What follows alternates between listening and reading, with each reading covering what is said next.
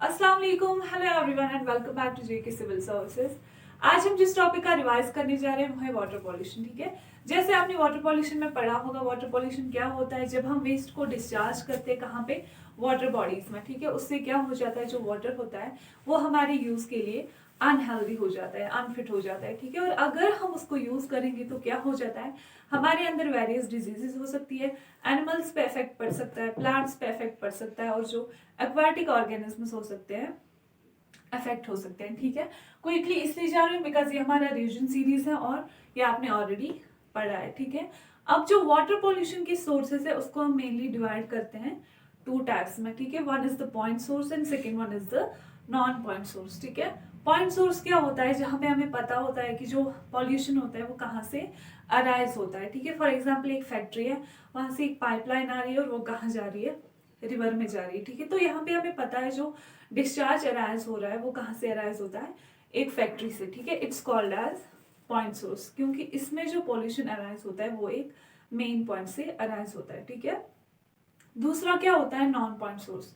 उसमें हमें ये नहीं पता होता है जो पॉल्यूशन अराइज हो रहा है, डिस्चार्ज आ रहा है वो कहाँ से आ रहा है। ठीक है, बिकॉज वो वेरियस प्लेसेस से आ रहा होता है, that's called as non point source. ठीक है, अब हम देखेंगे जो वाटर पॉल्यूशन के मेन सोर्सेस है वो कौन कौन से है। Okay, first one comes the community waste water. इसमें क्या इंक्लूड होता है, इसमें इंक्लूड होता है discharge from houses, commercial and industrial establishments. ठीक है, इसमें जो सीवेज होता है उसमें इंक्लूड होता है human and animal excreta, food residues and cleaning agents. Okay, second one comes the industries. ठीक है, जो इंडस्ट्रीज क्या रिलीज करती है, ऑर्गेनिक एंड इनऑर्गेनिक वेस्टेस, उससे भी क्या हो सकता है, वाटर पॉल्यूट हो सकता है। ठीक है, third one comes the agricultural waste. हमारे एग्रीकल्चरल फील्ड्स में हम क्या यूज करते हैं, फर्टिलाइजर्स यूज करते हैं, पेस्टिसाइड्स यूज करते हैं। ठीक है, फर्टिलाइजर्स में क्या प्रेजेंट होता है, plant nutrients. Okay, for example nitrogen, phosphorus, potassium etcetera. और जो पेस्टिसाइड्स होते हैं लाइक इंसेक्टिसाइड्स, फंजिसाइड्स, उसमें वेरियस केमिकल्स प्रेजेंट होते हैं। फॉर एग्जांपल कार्बोनेट्स होता है, वेरियस हाइड्रोकार्बन्स होते हैं। ठीक है, और जो ऑर्गेनिक फॉस्फेट्स होते हैं एटसेट्रा इसमें प्रेजेंट होते हैं, जिसकी वजह से वाटर क्या होता है, कंटामिनेट होता है। ठीक है, उसके बाद हमारा आता है थर्मल पॉल्यूशन। ठीक है, थर्मल पॉल्यूशन में क्या होता है, जो न्यूक्लियर पावर प्लांट्स होते हैं वो क्या करते हैं, वो वाटर को एज अ कूलेंट यूज करते हैं। ठीक है, और जो वहां से हॉट वाटर रिलीज होता है कहाँ, वाटर बॉडीज में, वो क्या करता है, वाटर बॉडीज का टेम्परेचर जो है इंक्रीज करता है, और उससे क्या हो जाता है, जो एक्वाटिक ऑर्गेनिजम्स होते हैं उनकी डेथ होती है। ठीक है, उसके बाद आता है अंडरग्राउंड वाटर पॉल्यूशन। उसमें इंक्लूड होता है आपका seepage from industrial and municipal waste and effluents. ठीक है, sewage channels and agricultural run off. उसके बाद आता है मैरीन पॉल्यूशन, जिसमें क्या हो जाता है, जो वेरियस रिवर्स होते हैं उनका डिस्चार्ज ऑब्वियसली लास्ट पे कहाँ जाता है, सीज एंड ओशंस में। ठीक है, garbage of coastal cities, discharge of oil, grease, sewage, radioactive waste, oil mining and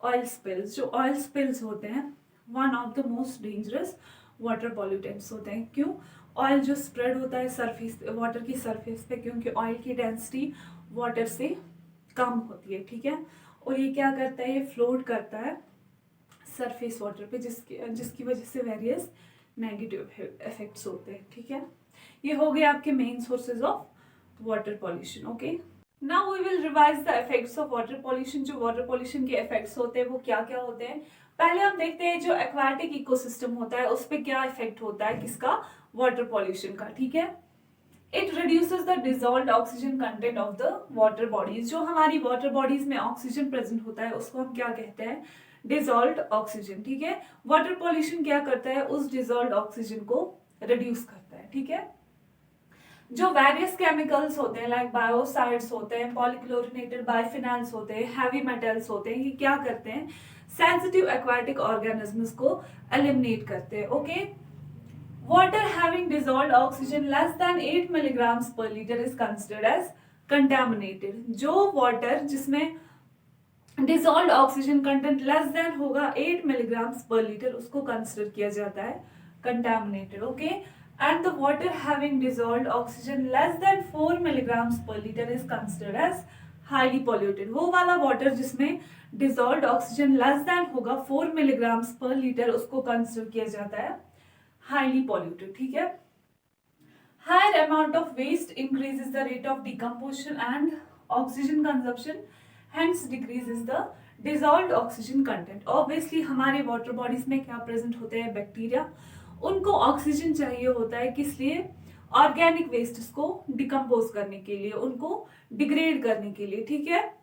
और ऑब्वियसली अगर रेट ऑफ डिकम्पोजिशन ज्यादा होगा तो ऑक्सीजन कंजप्शन भी क्या होगी, ज्यादा होगी, जिसकी वजह से क्या हो जाएगा, जो ऑक्सीजन कंटेंट होता है, जो डिसॉल्व्ड ऑक्सीजन कंटेंट होता है, वो क्या होगा, डिक्रीज हो जाएगा, ठीक है।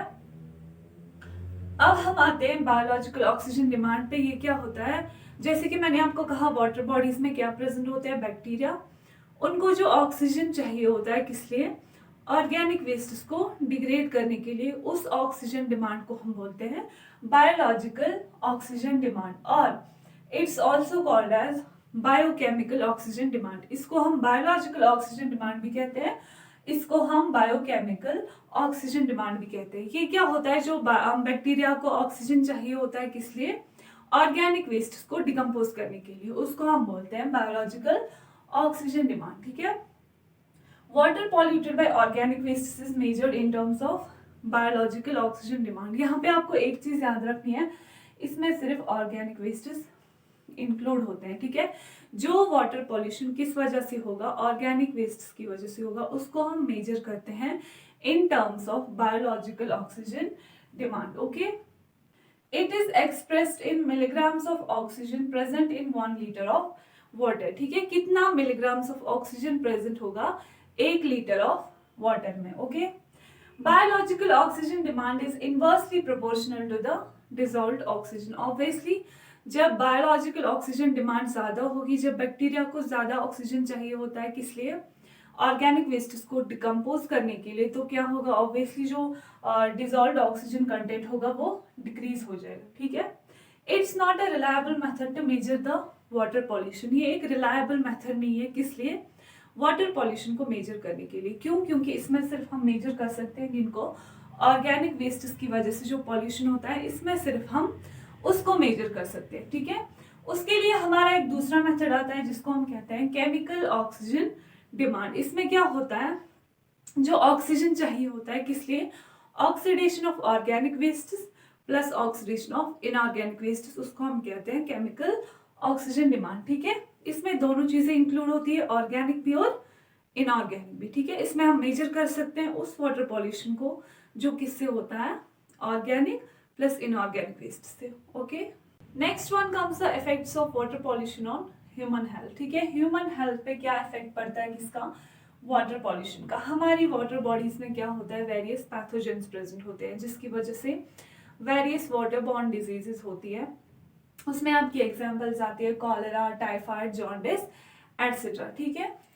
वाटर में क्या प्रेजेंट होता है, मरकरी प्रेजेंट होता है, जिसको बैक्टीरिया कन्वर्ट करते हैं इनटू मिथाइल मरकरी, ठीक है। मरकरी को कन्वर्ट करते हैं इनटू मिथाइल मरकरी। जो मिथाइल मरकरी होता है वो क्या होता है, टॉक्सिक होता है, जिसकी वजह से नेगेटिव इफेक्ट्स हो सकते हैं, लाइक मेंटल डिसऑर्डर हो सकता है, नामनेस ऑफ लिप्स हो सकते हैं, ब्लरी विजन हो सकता है, या डेफनेस हो सकती है, ओके।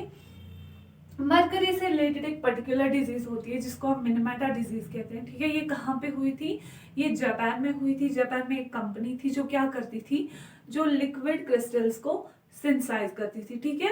उसके बाद उस कंपनी से क्या हुआ था, जो मरकरी था वो लीक हुआ था इनटू वाटर बॉडी, और उस वाटर बॉडी में ऑब्वियसली फिशेस प्रेजेंट थी, फिशेस ने मरकरी को कंज्यूम किया। उसके बाद जो ह्यूमंस थे, ह्यूमंस ने उन वाली फिशेस को कंज्यूम करके ह्यूमंस में क्या हुआ, मिनीमेटा डिजीज हुई, ठीक है। इस तरह से कैडमियम कंजम्पशन से क्या होता है, इटा डिजीज हो सकती है, जिसको हम आउच आउच डिजीज भी कहते हैं, ठीक है। और एक डिजीज होती है जो एक्सेस नाइट्रेट से होती है, जिसको हम मेट हीमोग्लोबिनीमिया कहते हैं, ठीक है। इसमें क्या होता है, जो एक्सेस नाइट्रेट्स होते हैं वो मिक्सअप हो जाते हैं किसके साथ, हमारे हीमोग्लोबिन के साथ, ठीक है। उस टाइम हम हीमोग्लोबिन को क्या कहते हैं, मेट हीमोग्लोबिन, ओके। और उससे जो डिजीज होती है वो होती है मेट हीमोग्लोबिनीमिया, ठीक है। इसको हम ब्लू बेबी सिंड्रोम भी कहते हैं, ठीक है। एक्सेस फ्लोराइड्स को कंज्यूम करने से क्या होता है, न्यूरोमस्कुलर डिसऑर्डर्स होते हैं या इंटेस्टाइनल प्रॉब्लम्स होती है, ओके। इससे हार्डनिंग ऑफ बोन्स भी होती है या पेनफुल जॉइंट्स भी होते हैं। ओके, उसके बाद क्या आता है आपका बायोमैग्निफिकेशन एंड यूट्रोफिकेशन, जो आपने डिटेल में पढ़ा होगा। बायोमैग्निफिकेशन में क्या होता है, एक्सेस टॉक्सिक सब्सटेंसेस होते हैं जो इंक्रीज होते हैं at the successive trophic levels. ठीक है, इस तरह से यूट्रोफिकेशन में क्या होता है, एनरिचमेंट हो जाती है over the surface of water bodies, जिसकी वजह से वहां पे एल्गी ग्रो होते हैं, एक्सेस एल्गी ग्रो होते हैं, जिसको हम एल्गल ब्लूम कहते हैं। ओके, ये हो गए आपके इफेक्ट्स ऑफ वाटर पॉल्यूशन।